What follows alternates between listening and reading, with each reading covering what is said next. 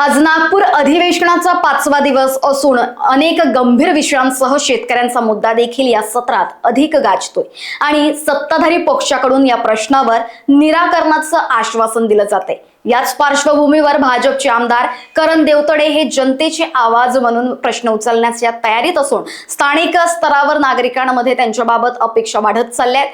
देवतडे यांच्याशी संवाद साधलाय आमच्या प्रतिनिधी पूजा येरगुडे यांनी। बघूयात। आपल्या समोर आता आमदार करण देवतडे आहेत। सर, चंद्रपूर जिल्ह्यामध्ये आणि चंद्रपूर जिल्ह्यासोबतच परत 5 जिल्हे आहेत ज्याच्यामध्ये शेतकऱ्यांच्या विषयी एक मुद्दा समोर येऊन राहिला आहे, ज्याच्यामध्ये दिंडोळा धरणग्रस्त हा प्रकल्प आहे आणि त्या प्रकल्पामध्ये गेल्या 25 वर्षापासून त्या शेतकऱ्यांना आतापर्यंत त्यांचं अनुदान मिळालेलं नाही आहे आणि ते शेतकरी सतत लढत आलेले आहे। याच्याबद्दल तुम्ही काही मांडला आहे हा विषय?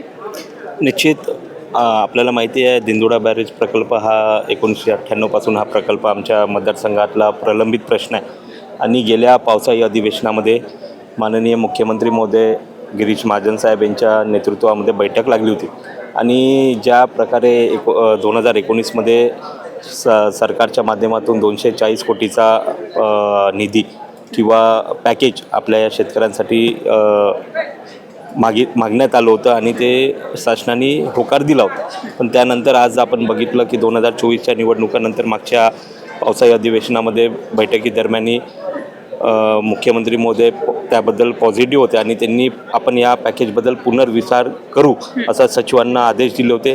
त्यांना परत या पॅकेजामध्ये काय सुधारणा करता येईल त्याबद्दल त्यांनी त्यामध्ये निर्देश दिले होते आणि निश्चित आता मागे पहिल्या दिवशी परत आंदोलन स्थळी आपले शेतकरी बांधव आले होते। त्यावेळेस गिरीश महाजन साहेबांनी तिथे भेट दिली आणि त्यांना आश्वस्त केलं की या अधिवेशनामध्ये मुख्यमंत्री महोदय सोबत आपण बैठक लावू, कारण की मागच्या वेळेस जेव्हा बैठक झाली होती त्यावेळेस समीर पुन्नावर साहेब असतील, आमचे पालकमंत्री अशोकजी उईके साहेब, मुख्यमंत्री साहेब आणि महाजन साहेब आमची बैठक आणि अधिकाऱ्यांची बैठक होती। त्यावेळेस शेतकरी तिथे हजर नव्हते मुंबईला। तर या अधिवेशनामध्ये आता 2 दिवस आपलं अधिवेशन आहे। आज मुख्यमंत्री महोदय मुंबईला गेले आहेत। निश्चित काल माझी मुख्यमंत्री साहेबांसोबत चर्चा झाली, त्यांनी सांगितलं आज महाजन साहेबांसोबत त्यांची चर्चा होऊन या उद्या किंवा परवामध्ये बैठक लावण्याचं त्यांनी आम्हाला सांगितलं। तुम्ही म्हणाले की जेव्हा शेतकरी उपस्थित नव्हते पण शेतकऱ्यांनी याआधीही 2-3दा आंदोलन केले आहे। चुला जलाव आंदोलनसुद्धा चाललं होतं, त्याच्यामध्ये म्हाताऱ्यांपासून तर छोट्या मुलांपर्यंत लोक उपस्थित होते, पण त्यावेळी कोणतेही जिल्हाधिकारी किंवा कोणीही त्यांना भेटायला नव्हते आले आणि त्याच्यानंतरही सतत त्यांनी आंदोलन करत असतात। आत्ताही आले होते पण त्यांना अजूनपर्यंत समाधान मिळालेलं नाही आहे। आता तुम्ही हा मुद्दा मांडलेला आहे, काय वाटतं हे पॉझिटिव्हमध्ये जाईल की नेहमीप्रमाणे त्यांना असंच सामोर ढकलत नेणार? नाही, निश्चित पॉझिटिव्ह प्रमाणेच होईल, कारण की आपण जर बघितलं असेल दिंडोळा हे गाव माझ्या मूळ गाव आहे। आमचं सोईट माझं मूळ गाव आहे, ती गट ग्रामपंचायत आहे दिंडोळा आणि सोईट। म्हणजे दिंडोळ्याला पण त्या धरणामध्ये आमची पण शेती गेली आणि तिथला जो प्रश्न आहे तो आम्हाला पहिल्यापासून तो माहिती आहे आणि माझे वडील देवते साहेब असताना तेव्हापासूनचा हा प्रलंबित प्रश्न आहे।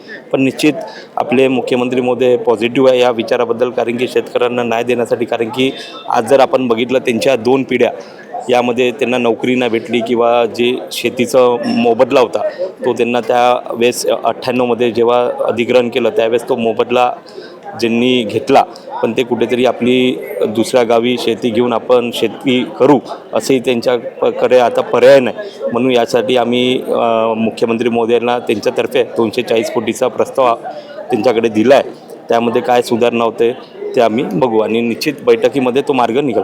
बरोबरच, आपलं सरकार आहे आणि आपण नेहमी पाहत असतात प्रधानमंत्री मुख्यमंत्री म्हणतात की शेतकऱ्यांना आम्ही योग्य तो भाव देऊ। शेतकऱ्यांना कापसामध्ये सोयाबीन जेही काही अन्नधान्य निघते त्याच्यामध्ये आत्तापर्यंत शेतकऱ्यांना त्यांच्या मताने भाव मिळालेला नाही आहे। जेवढं उत्पादन ते घेतात त्याच्यापेक्षा जास्त त्यांना लावण्याला जातात। याच्यावर तुम्ही काय म्हणाल आणि शेतकऱ्यांना आता या येणाऱ्या हंगामामध्ये त्यांना भाव मिळेल की नाही, कापसाचा भाव वाढेल की नाही? निश्चित आज आपण बघितलं जी अतिवृष्टी झाली आहे विदर्भामध्ये मोठ्या प्रमाणामध्ये आपण बघितलं असेल की सोयाबीनचं पीक पूर्ण प्रमाणामध्ये नष्ट झाले आणि त्यानंतर आपण बघितलं आमच्या मतदारसंघ असेल चंद्रपूर असेल इथे कापूसची मोठी लागवड होते आणि त्यामध्ये सोयाबीननंतर आता पराठीवरही पण मोठं रोग आलं आहे आणि त्याच्यामुळं ती पण लोकांच्या हातामध्ये जे पीक होतं ते पण कुठेतरी आपण बघितलं की ते पण नष्ट होत चाललं आहे आणि दोन्ही जे मेन पीक आमच्या विधानसभेमधलं असेल किंवा विदर्भातलं मेन पीक आपण म्हटलं तर ते कुठेतरी दोन्ही पीक शेतकऱ्यांच्या हातातून हिसकावलं आणि याप्रमाणेच आम्ही 2 दिवसापासून आपल्या काल आपण बघितलं असेल विरोधी पक्षनेता असेल किंवा सत्ताधारी आमदार असेल प्रत्येकांनी तो मुद्दा उचलला आहे आणि ज्या प्रकारे आपण बघितलं की शासनाच्या वतीने किंवा अधिकारी जे म्हणतात की आपण ही फवारणी करायला पाहिजे किंवा हे औषधी आपण ती स्प्रे करायला पाहिजे पण त्याच निमित्ताने त्यावर अजून परत रोग येऊन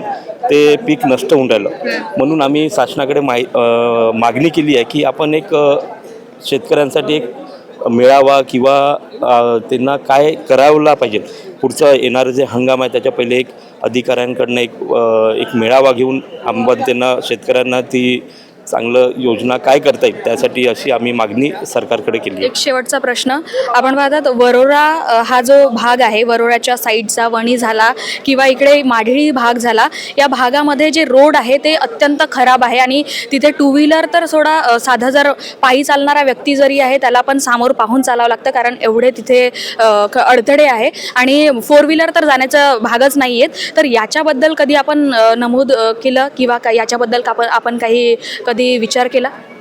बिलकुल. आज जर आपण बघितलं गेल्या 10 वर्षापासून वरोरा भद्रावतीमध्ये जे गाव जोडणारे रस्ते आहे ते पायाभूत सुविधा कुठेतरी रखडलेली आहे आणि अनेक रोड आता आज आम्ही निवडणुकीच्या दरम्यान फिरलं असता आम्हाला लक्षात आलं पण त्यानंतर जर आपण बघितलं ज्या शेतकऱ्यांसाठी आज माझ्या नेतृत्वामध्ये जेव्हापासून मी या विधानसभेचं नेतृत्व करत आहे आणि भारतीय जनता पक्षाचा आमदार म्हणून आज सरकारच्या माध्यमातून मोठ्या प्रमाणामध्ये तिथे निधी देण्यात आला आहे.